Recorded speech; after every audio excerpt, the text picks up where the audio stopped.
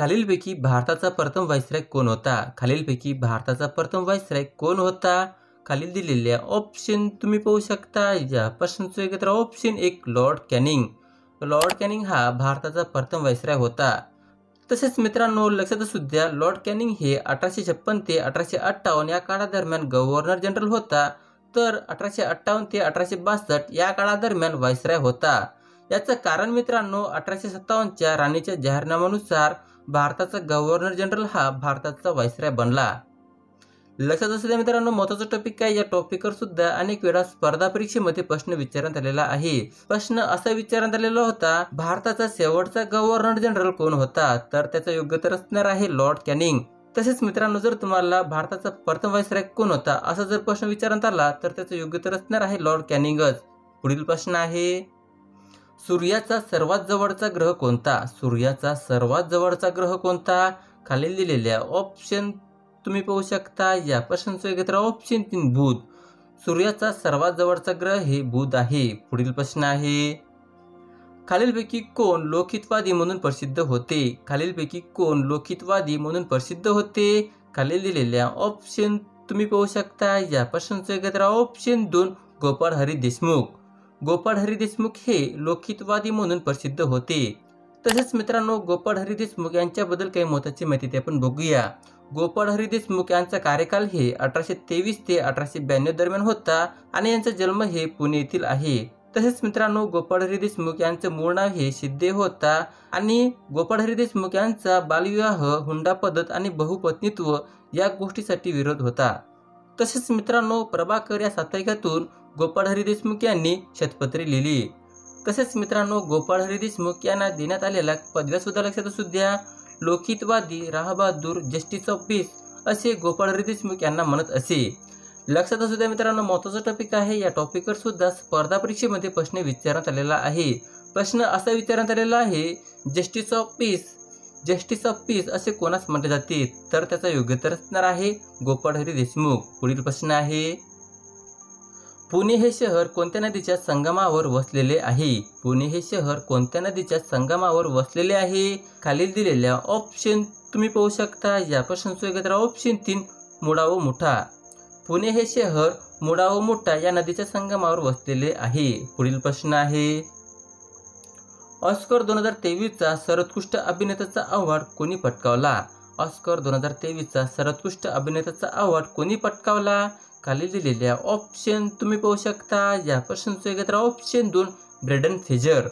Oscar 2023चा सर्वोत्कृष्ट अभिनेत्याचा award हे ब्रेंडन फ्रेझर यांनी पटकावला. पुढील प्रश्न आहे, सायबर क्राईम मध्ये भारत जगात कितव्या क्रमांकावरती आहे? सायबर क्राईम मध्ये भारत जगात कितव्या क्रमांकावरती आहे? खालील दिलेल्या ऑप्शन तुम्ही पाहू शकता. या प्रश्नाचं उत्तर ऑप्शन 1 पहिल्या. सायबर क्राईम मध्ये भारत जगात पहिल्या क्रमांकावर आहे. तर मित्रांनो, भारतात महाराष्ट्राची स्थिती अत्यंत चिंताजनक आहे. तसेच मित्रांनो लक्षात असू द्या, सायबर क्राईम मध्ये भारत जगामध्ये पहिल्या क्रमांकावर आहे, तर दुसऱ्या क्रमांकावरती अमेरिका हे देश आहे, तिसऱ्या क्रमांकावरती ऑस्ट्रेलिया हे देश आहे आणि मित्रांनो चौथ्या क्रमांकावर न्यूझीलंड हे देश आहे. पुढील प्रश्न आहे, खालीलपैकी कोणत्या जिल्ह्यात सर्वाधिक बॉक्साईटचे प्रमाण आढळतात? खालीलपैकी कोणत्या जिल्ह्यात सर्वाधिक बॉक्साईटचे प्रमाण आढळतात? खालील दिलेल्या ऑप्शन तुम्ही पाहू शकता. या प्रश्नाचं उत्तर ऑप्शन 2 कोल्हापूर. कोल्हापूर या जिल्ह्यात सर्वाधिक बॉक्साईटचे प्रमाण आढळतात. पुढील प्रश्न आहे, खालीलपैकी कोणी पीपल एज्युकेशन सोसायटीची स्थापना केली? खालीलपैकी कोणी पीपल एज्युकेशन सोसायटीची स्थापना केली? खालील दिलेल्या ऑप्शन तुम्ही पाहू शकता. या प्रश्नाचं उत्तर option 1 doctor Babasaheb Ambedkar. Doctor Babasaheb Ambedkar यांनी पीपल एज्युकेशन सोसायटीची स्थापना केली. पुढील प्रश्न आहे, कोणत्या राज्य सरकारने महिलांसाठी मोफत बस प्रवास शक्ती योजना जाहीर केली आहे? कोणत्या राज्य सरकारने महिलांसाठी मोफत बस प्रवास शक्ती योजना जाहीर केली आहे? खालील दिलेल्या ऑप्शन तुम्ही पाहू शकता. या प्रश्नाचं उत्तर ऑप्शन 1 कर्नाटक. कर्नाटक या राज्याने महिलांसाठी मोफत बस प्रवास शक्ती योजना जाहीर केली आहे. पुढील प्रश्न आहे, ओझोन वायूचा थर वातावरणाच्या कोणत्या थरात आढळतो? ओझोन वायूचा थर वातावरणाच्या कोणत्या थरात आढळतो? खालील दिलेल्या ऑप्शन तुम्ही पाहू शकता. या प्रश्नाचं उत्तर ऑप्शन 4 सितांबर. ओझोन वायूचा तर हे वातावरणाच्या स्थितांबर या थरात आढळतो. पुढील प्रश्न आहे, माणसाच्या शरीराचे सर्वसामान्य तापमान किती असतो? माणसाच्या शरीराचे सर्वसामान्य तापमान किती असतो? खालील दिलेल्या ऑप्शन तुम्ही पाहू शकता. या प्रश्नाचं उत्तर ऑप्शन 3 37°C. माणसाच्या शरीराचे सर्वसामान्य तापमान हे 37°C एवढे असते. पुढील प्रश्न आहे, पण त्याआधी मित्रांनो, जर तुम्हाला अशाच प्रकारचे व्हिडिओ पाहायचा असल्यास चॅनलला सबस्क्राईब करायला विसरू नका. पुढील प्रश्न आहे, डॉक्टर बाबासाहेब आंबेडकर यांचे भव्य स्मारक मुंबईत कोणत्या ठिकाणी प्रस्तावित आहे? डॉक्टर बाबासाहेब आंबेडकर यांचे भव्य स्मारक मुंबईत कोणत्या ठिकाणी प्रस्तावित आहे? खालील दिलेल्या ऑप्शन तुम्ही पाहू शकता. या प्रश्नाचं उत्तर ऑप्शन 1 इंदू मिल येथे. डॉक्टर बाबासाहेब आंबेडकर यांचे भव्य स्मारक हे मुंबईत इंदू मिल येथे प्रस्तावित आहे. पुढील प्रश्न आहे, औदुंबर हे देवस्थान कोणत्या नदीवर आहे? औदुंबर हे देवस्थान कोणत्या नदीवर आहे? खालील दिलेल्या ऑप्शन तुम्ही पाहू शकता. या प्रश्नाचं उत्तर ऑप्शन 4 कृष्णा. औदुंबर हे देवस्थान कृष्णा नदीवर आहे. पुढील प्रश्न आहे, सतीची चाल बंद करणारा भारतातील ब्रिटिश गव्हर्नर जनरल कोण? सतीची चाल बंद करणारा भारतातील ब्रिटिश गव्हर्नर जनरल कोण? खालील दिलेल्या ऑप्शन तुम्ही पाहू शकता. या प्रश्नाचं उत्तर ऑप्शन 4 लॉर्ड विल्यम बेंटिक. सतीची चाल बंद करणारा भारतातील ब्रिटिश गव्हर्नर हे लॉर्ड विल्यम बेंटिक आहे. पुढील प्रश्न आहे, आशियातील सर्वात मोठे कृषी महाविद्यालय कोणते? आशियातील सर्वात मोठे कृषी महाविद्यालय कोणते? खालील दिलेल्या ऑप्शन तुम्ही पाहू शकता. या प्रश्नाचं उत्तर ऑप्शन 1 चौधरी चरण सिंग हरियाणा कृषी महाविद्यालय. आशियातील सर्वात मोठे कृषी महाविद्यालय हे चौधरी चरण सिंग हरियाणा कृषी महाविद्यालय आहे.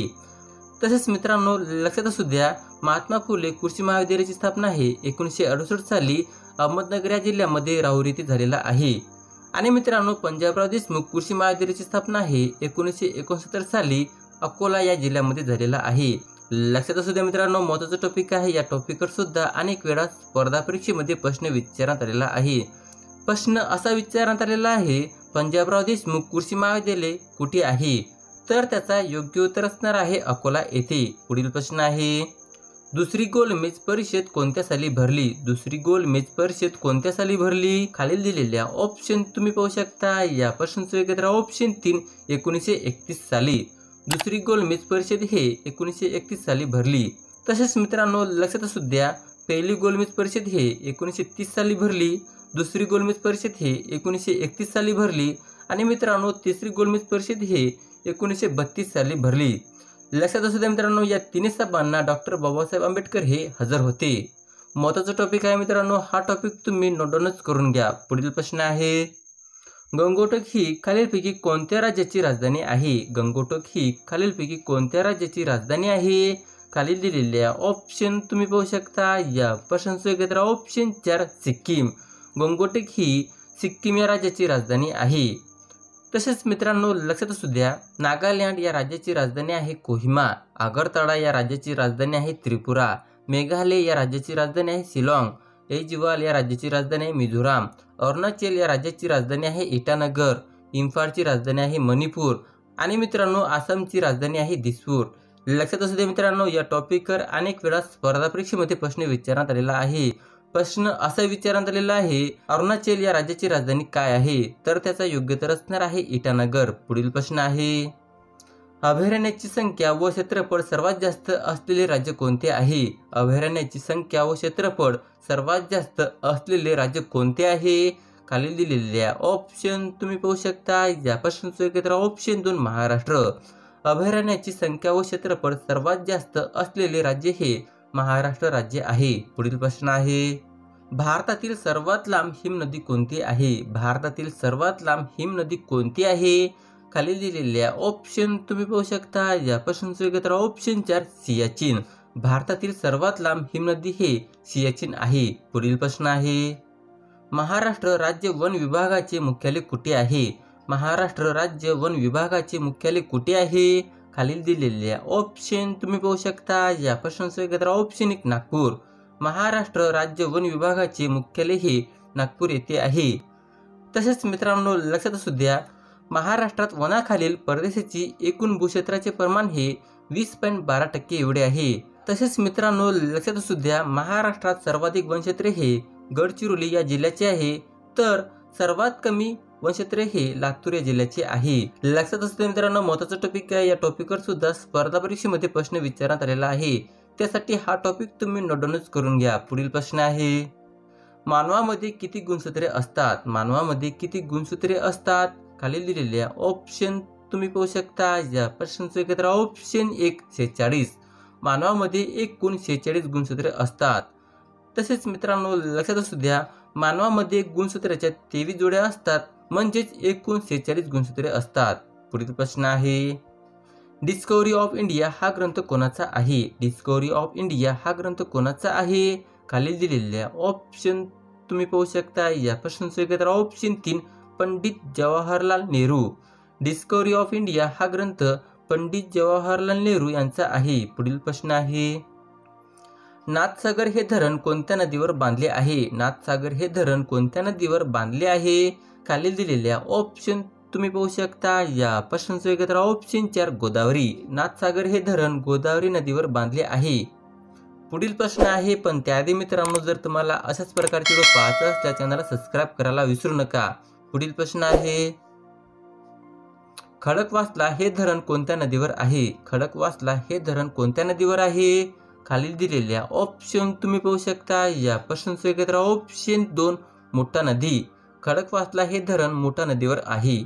पुढील प्रश्न आहे, द गोल्डन बोट या पुस्तकाचे लेखक कोण आहेत? द गोल्डन बोट या पुस्तकाचे लेखक कोण आहेत?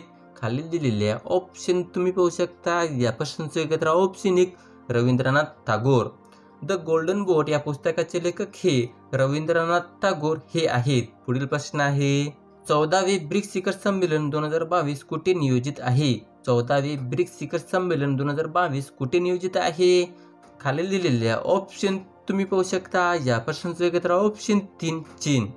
14वे ब्रिक्स शिखर संमेलन 2022 हे चीन येथे नियोजित आहे. पुढील प्रश्न आहे, प्रकाश संश्लेषणासाठी खालीलपैकी कोणती बाब आवश्यकता नाही? प्रकाश संश्लेषणासाठी खालीलपैकी कोणती बाब आवश्यकता नाही? खालील दिलेल्या ऑप्शन तुम्ही पाहू शकता. या प्रश्नाचं उत्तर ऑप्शन 3 ऑक्सिजन. प्रकाश संश्लेषणासाठी ऑक्सिजनची आवश्यकता नाही. पुढील प्रश्न आहे, भारताला सुमारे किती किलोमीटर लांबीची किनारपट्टी लाभलेली आहे? भारताला सुमारे किती किलोमीटर लांबीची किनारपट्टी लाभलेली आहे? खूपच महत्त्वाचा प्रश्न आहे मित्रांनो. हा प्रश्न अनेकदा स्पर्धा परीक्षेमध्ये विचारण्यात आलेला आहे. खालील दिलेल्या ऑप्शन तुम्ही पाहू शकता. या प्रश्नाचं उत्तर ऑप्शन 1 7500. भारताला सुमारे 7500 किलोमीटर लांबीची किनारपट्टी लाभलेली आहे. तसेच मित्रांनो लक्षात असू द्या, भारताच्या मुख्य भूमीस लाभलेला समुद्र किनारा आहे 6100 किलोमीटर एवढे आहे. भारताची एकूण भूसीमा आहे 15200 किलोमीटर एवढे आहे. तसेच मित्रांनो लक्षात असू द्या, भारताचे एकूण क्षेत्रफळ हे 32,87,263 चौरस किलोमीटर एवढे आहे. तसेच भारताची एकूण दक्षिण उत्तर लांबी हे 3214 किलोमीटर एवढे आहे, तर पूर्व पश्चिम लांबी हे 2933 किलोमीटर एवढे आहे. लक्षात असू द्या मित्रांनो, महत्त्वाचा टॉपिक आहे. या टॉपिकवर सुद्धा अनेक वेळा स्पर्धा परीक्षेमध्ये प्रश्न विचारण्यात आलेला आहे. प्रश्न असा विचारण्यात आलेला आहे, भारताची एकूण भूसीमा किती आहे? तर त्याचा योग्य उत्तर असणार आहे 15200. पुढील प्रश्न आहे, भारताचा सर्वात लहान केंद्रशासित प्रदेश कोणता? भारताचा सर्वात लहान केंद्रशासित प्रदेश कोणता? खालील दिलेल्या ऑप्शन तुम्ही पाहू शकता. या प्रश्नाचं उत्तर ऑप्शन 3 लक्षद्वीप. भारताचा सर्वात लहान केंद्रशासित प्रदेश हे लक्षद्वीप आहे. तसेच मित्रांनो भारतातील केंद्रशासित प्रदेश कोणकोणते ते पण लक्षात असू द्या. 1 दिल्ली, 2 लक्षद्वीप, 3 पुदुचेरी, 4 दमण व दीव, 5 चंदीगड, 6 दादर नगर हवेली, 7 अंदमान निकोबार असे भारतातील एकूण 7 केंद्रशासित प्रदेश आहेत. पुढील प्रश्न आहे, महाराष्ट्रातील 29वी महानगरपालिका कोणती बनली? महाराष्ट्रातील 29वी महानगरपालिका कोणती बनली? खालील दिलेल्या ऑप्शन तुम्ही पाहू शकता. या प्रश्नाचं उत्तर ऑप्शन 3 जालना. महाराष्ट्रातील 29वी महानगरपालिका हे जालना बनली. पुढील प्रश्न आहे, महिला IPL 2023 खालीलपैकी कोणी जिंकली? महिला IPL 2023 खालीलपैकी कोणी जिंकली? खालील दिलेल्या ऑप्शन तुम्ही पाहू शकता. या प्रश्नाचं उत्तर ऑप्शन 1 मुंबई इंडियन्स. महिला IPL 2023 हे मुंबई इंडियन्स या संघाने जिंकली. तसेच मित्रांनो, महिला IPL 2023 बद्दल काही महत्त्वाची माहिती ते पण बघूया. महिला IPL 2023 चे ठिकाण होते बेबावर्ण स्टेडियम आणि ची आवृत्ती होती पहिली. महिला IPL 2023 चे विजेता संघ होता मुंबई इंडियन्स आणि उपविजेता संघ होता दिल्ली कॅपिटल. पुढील प्रश्न आहे, सर्वोच्च न्यायालयाचे विद्यमान सरन्यायाधीश कोण आहेत? सर्वोच्च न्यायालयाचे विद्यमान सरन्यायाधीश कोण आहेत? खालील दिलेल्या ऑप्शन तुम्ही पाहू शकता. या प्रश्नाचं उत्तर ऑप्शन 3 माननीय धनंजय चंद्रचूड. सर्वोच्च न्यायालयाचे विद्यमान सरन्यायाधीश हे माननीय धनंजय चंद्रचूड आहेत. पुढील प्रश्न आहे, भारताच्या 22व्या कायदा आयोगाचे अध्यक्ष कोण आहेत? भारताच्या 22व्या कायदा आयोगाचे अध्यक्ष कोण आहेत? खालील दिलेल्या ऑप्शन तुम्ही पाहू शकता. या प्रश्नाचं उत्तर ऑप्शन 4 ऋतुराज अवस्थी. भारताच्या 22व्या कायदा आयोगाचे अध्यक्ष हे ऋतुराज अवस्थी हे आहेत. पुढील प्रश्न आहे, पण त्याआधी मित्रांनो, जर तुम्हाला अशाच प्रकारचे व्हिडिओ पाहायचे असल्यास चॅनलला सबस्क्राईब करायला विसरू नका. पुढील प्रश्न आहे, भारतीय राष्ट्रीय काँग्रेसची स्थापना कुठे व केव्हा झाली? भारतीय राष्ट्रीय काँग्रेसची स्थापना कुठे व केव्हा झाली? खालील दिलेल्या ऑप्शन तुम्ही पाहू शकता. या प्रश्नाचं उत्तर ऑप्शन 4 मुंबई येथे 1885 साली. भारतीय राष्ट्रीय काँग्रेसची स्थापना ही मुंबई येथे 1885 साली झाली. पुढील प्रश्न आहे, भारतीय रिझर्व्ह बँकेचे सध्याचे गव्हर्नर कोण आहेत? खालील दिलेल्या ऑप्शन तुम्ही पाहू शकता. या प्रश्नाचं उत्तर ऑप्शन 3 शक्तिकांत दास. भारतीय रिझर्व्ह बँकेचे सध्याचे गव्हर्नर हे शक्तिकांत दास आहेत.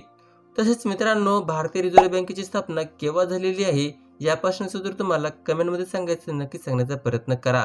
पुढील प्रश्न आहे, बहिष्कृत भारत हे पाक्षिक कोणी सुरू केली? बहिष्कृत भारत हे पाक्षिक कोणी सुरू केली? खालील दिलेल्या ऑप्शन तुम्ही पाहू शकता. या प्रश्नाचं उत्तर ऑप्शन 3 डॉक्टर बाबासाहेब आंबेडकर. बहिष्कृत भारत हे पाक्षिक डॉक्टर बाबासाहेब आंबेडकर यांनी सुरू केली. पुढील प्रश्न आहे, महाराष्ट्रात एकूण किती कृषी विद्यापीठे आहेत? महाराष्ट्रात एकूण किती कृषी विद्यापीठे आहेत? खालील दिलेल्या ऑप्शन तुम्ही पाहू शकता. या प्रश्नाचं उत्तर ऑप्शन 2 4. महाराष्ट्रात एकूण 4 कृषी विद्यापीठे आहेत. पुढील प्रश्न आहे, भारताचे पहिले लोकसभा सभापती कोण होते? भारताचे पहिले लोकसभा सभापती कोण होते? खाली दिलेल्या ऑप्शन तुम्ही पाहू शकता. या प्रश्नाचं उत्तर ऑप्शन 4 गणेश वासुदेव मावळणकर. भारताचे पहिले लोकसभा सभापती हे गणेश वासुदेव मावळणकर हे होते. तसेच मित्रांनो, भारताचे पहिले पंतप्रधान कोण होते या प्रश्नाचं उत्तर तुम्हाला कमेंटमध्ये सांगायचं, नक्की सांगण्याचा प्रयत्न करा. पुढील प्रश्न आहे, आत्मीय सभा या संस्थेचे संस्थापक कोण होते? आत्मीय सभा या संस्थेचे संस्थापक कोण होते? खूपच महत्त्वाचा प्रश्न आहे मित्रांनो. हा प्रश्न अनेकदा स्पर्धा परीक्षेमध्ये विचारण्यात आलेला आहे. खालील दिलेल्या ऑप्शन तुम्ही पाहू शकता. या प्रश्नाचं उत्तर ऑप्शन 3 राजा राममोहन राय. आत्मीय सभा या संस्थेचे संस्थापक हे राजा राममोहन राय हे होते. पुढील प्रश्न आहे, महाराष्ट्रातील कोणत्या भागात तांबे खनिज आढळते? महाराष्ट्रातील कोणत्या भागात तांबे खनिज आढळते? खालील दिलेल्या ऑप्शन तुम्ही पाहू शकता. या प्रश्नाचं उत्तर ऑप्शन 1 विदर्भ. महाराष्ट्रातील विदर्भ या भागात तांबे खनिज आढळते. पुढील प्रश्न आहे, चहाची लागवड कोणत्या राज्यात सर्वात प्रथम झाली? चहाची लागवड कोणत्या राज्यात सर्वात प्रथम झाली? खालील दिलेल्या ऑप्शन तुम्ही पाहू शकता. या प्रश्नाचं उत्तर ऑप्शन 3 आसाम. चहाची लागवड हे आसाम या राज्यामध्ये सर्वात प्रथम झाली. पुढील प्रश्न आहे, महाराष्ट्रातील पहिले विद्यापीठ कोणते आहे? महाराष्ट्रातील पहिले विद्यापीठ कोणते आहे? खालील दिलेल्या ऑप्शन तुम्ही पाहू शकता. या प्रश्नाचं उत्तर ऑप्शन 2 मुंबई विद्यापीठ. महाराष्ट्रातील मुंबई विद्यापीठ हे पहिले विद्यापीठ आहे. अशा प्रकारचा हा व्हिडिओ आहे मित्रांनो. जर तुम्हाला माझा व्हिडिओ आवडला असेल तर नक्की चॅनलला सबस्क्राईब करा.